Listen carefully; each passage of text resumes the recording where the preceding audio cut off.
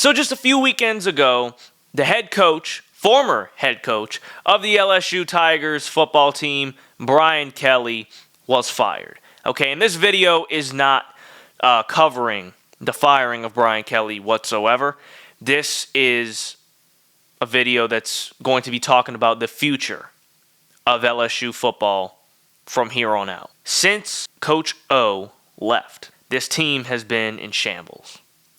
This team has had some epic fails under Brian Kelly and some of the lead players on this team and on these LSU teams since probably 2021, 2022.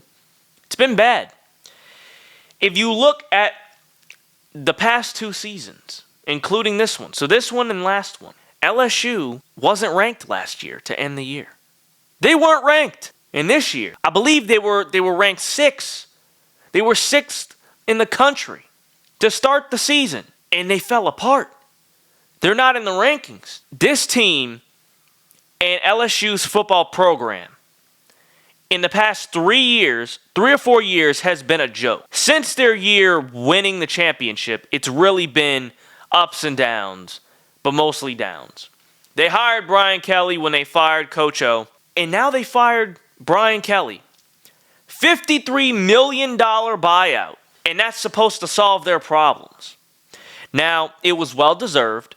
I think he was half of the problem, or at least 40% of the problem.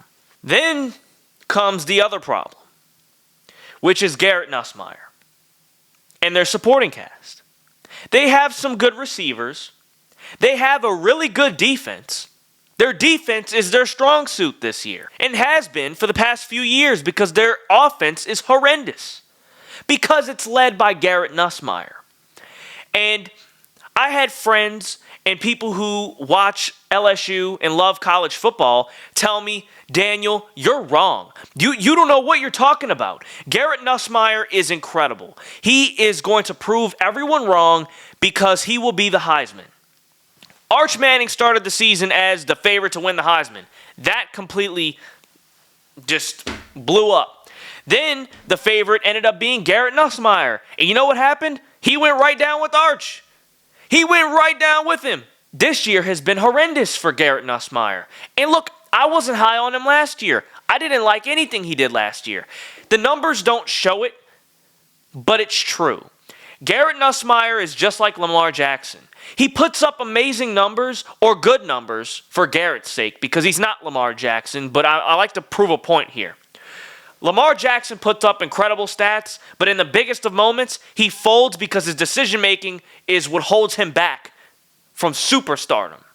Even though the media has proclaimed him to be this superstar, the best quarterback we have ever seen. That's what they act like.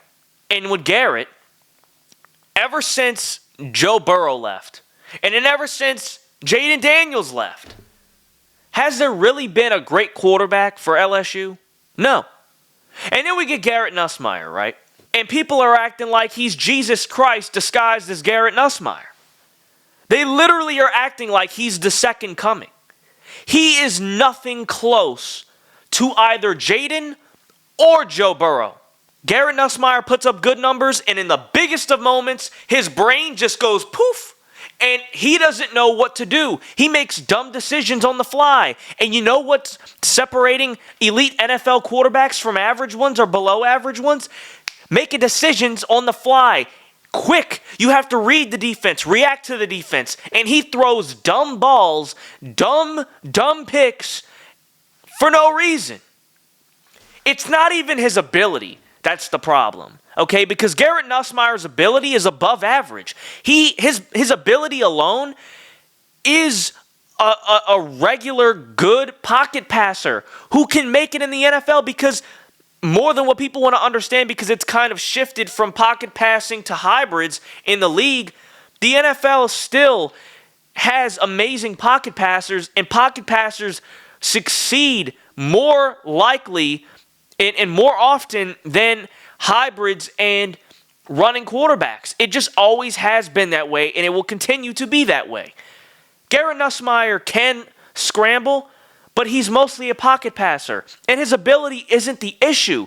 When he's at his best, he makes good plays. He throws the ball well. Obviously not he's not Drew Brees with accuracy, but he gets the job done, but not when it matters most. He's been the problem. Brian Kelly has been the problem.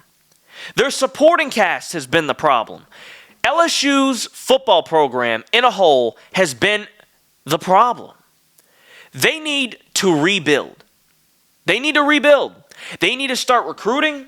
They need to start getting better trainers, better coaches, better offensive scheme, better defensive scheme. They need to get all new coaches, all new strength and conditioning, nutrition. They need to get everything they can because the team isn't the same. LSU's football is a powerhouse in college football, in the NCAA. They are and have always been a powerhouse until recently, under Brian Kelly and under these new players. They aren't the same. The past 2 seasons, they have not been ranked. They started out ranked and plummeted. This season was the first season in 77 years that LSU was an underdog to Vanderbilt. And then what do you know? They had a chance to prove everyone wrong, the betting odds wrong, and they went and lost. They went and did everything that the betting odds said they were going to do. They went and did it. They took a turd right on Vanderbilt's field. Absolutely dog crap. To end the season, they have 4 more games. Here's their schedule: Alabama, Arkansas, Western Kentucky, and Oklahoma. If they're lucky, they'll go 2-2, which still will not have them ranked. They will not be ranked. Again, what is happening to LSU football? They think the coach firing is going to be enough. It's not. Lists of potential coaches are coming up, and here's a list that I put up that would be good. Obviously, we're going to go from 5 to 1. The Louisville coach, okay, he's been doing great. Okay, he's been doing great. Jeff, he's all right.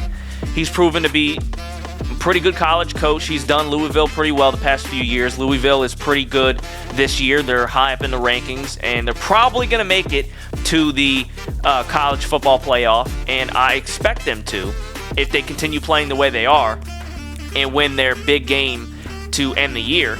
But ultimately, he's been a good coach. And then Ed Ogeron, okay, Coach O. I know he had problems, which is why they fired him in the first place. I'm not going to get into it. But long story short, he turned LSU's program around for the better. Okay, let's not forget, although that team was stacked, he was their head coach, and he had a voice that everyone trusted, listened to, and he was a leader amongst men. And he did what he had to do. He was a great coach, and his time at LSU, the end of it wasn't so well, it wasn't so great, but at his highest and best peak moments at LSU, he changed the program around for the better. And then, I have Dan Lanning. Oregon has been great. For the past few years, they've been great. He went viral for the speech to his team before he played the Colorado Buffaloes 2 years ago, and said that, they play for clicks and we play for wins and all that stuff. And he went out and proved it.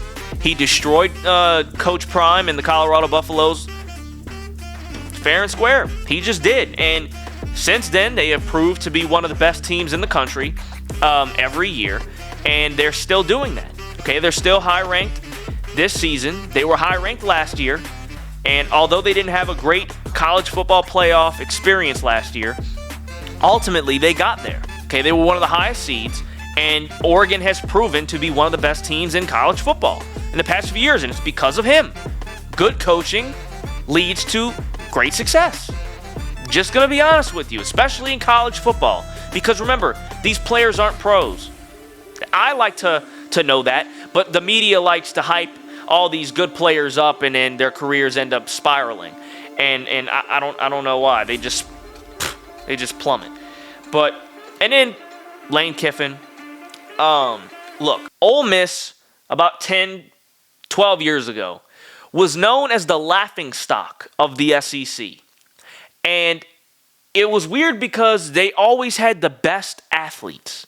Okay, remember, they had A.J. Brown, they had DK Metcalf, they had some really good athletes. And, a while ago, okay, once upon a time, they had Eli Manning. Ole Miss is now the best or second best team in the SEC.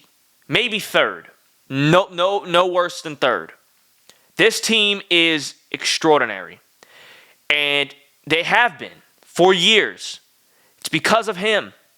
He has done Ole Miss wonders, and it needs to be appreciated, okay? And I don't think Ole Miss is going to offer him the money that he's worth. But I believe LSU could.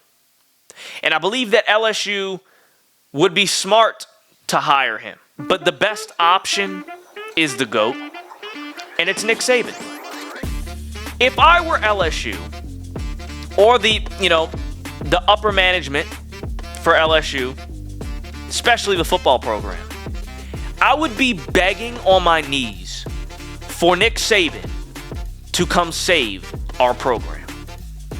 And I'm being dead serious. Because Nick Saban is the only guy, and what I mean, the only guy that has been able to consistently, for over a decade, coach great players and trash players, and yet still win at the highest level of college football year in and year out. He gets different players, they go to the league, new ones come in, they're trash to start off, they're great when they leave. And when it comes to quarterbacks, okay, especially because Garrett Nussmeier is LSU's quarterback, and I don't think he's that great. If you look at Alabama's quarterbacks in the past 10 years, you know what Alabama's known for? Not producing NFL talented quarterbacks. They said that that Mac Jones is going to be the next Tom Brady. Poof, plummeted. Bryce Young was the next best thing since sliced bread. Plummeted. Tua Tagovailoa, amazing player, right? Amazing college quarterback. One of the best lefties we've seen in a long time. Plummeted. Concussion. They can't produce elite level quarterbacks. And you know who keeps winning year in and year out with these same players? Nick Saban. And people are going to say, well, he had Julio Jones. He had all these players. He had Henry Ruggs. He had Jerry Jeudy. He had all these guys. I don't give a damn. I don't care. Because he also had a bunch of losers too, and they still went and won. Because Nick Saban knows how to get it done without having the best talent. And that's what this program seems to need, because they haven't had elite level talent since their championship run in 2019-20. Like, this team hasn't been good in years. The only reason why LSU had a glimpse of light 3 years ago was because Jaden Daniels was so spectacular. The man ran for 300 yards and threw for 300 yards in a single game. Have we seen that since? I don't think so. When have we seen that before that happened? I don't really know. That man was talented and spectacular. That team was literally on Jaden's back. This team hasn't been the same. The program hasn't been the same since their championship run. They need to be begging. They need to pay Nick Saban whatever the hell he wants to be paid in order for him to go back in coaching. And let's not act like he's the greatest commentator. Let's not act like he is, because he's not. No shade on Nick Saban whatsoever, but he ain't the greatest commentator that we've ever seen. So him leaving wouldn't be a big problem for fans and viewers. Let's be 1,000% here. It wouldn't be that bad. But Nick Saban coming back to football, going to LSU, a historically powerhouse football team in the NCAA, it would be great for college football. They would make tons of money. People would love to see Nick Saban coach again. And I guarantee he would turn LSU's program around completely. And that's what they need. All these guys could potentially do that, but especially the top two. If Nick Saban's not in the equation, at least get Lane. And if Lane don't want to leave Ole Miss, you better be going after Nick Saban like nobody's business. That's what they need to do. Because this program is going down like a meteor. This team is so bad that they cut out their yearly game, their annual Alabama game. There will be no more LSU versus Alabama from here on out unless the teams get better. Because last year Alabama was a disgrace, and this year LSU has been a disgrace, and they've been a disgrace for years. And because it's been so bad, they don't want to have them play anymore. Because no one wants to watch it. When have people said, I don't want to watch Alabama and LSU? It's crazy to say, but it's the reality we live in now. We need to fix this. And for people who in Louisiana who love watching LSU play, they need to be begging LSU to change. They need to be begging them to go after Nick Saban or Lane Kiffin or Dan Lanning or someone. They need to go after a top-level coach. And these guys can do that. They can give LSU's program the boost and that last special piece that they need in order to grow and to finally build back to something that they were before. They need to do that. Because if they don't, God bless LSU, man. Seriously. Because it ain't looking too good, and it hasn't in a very long time.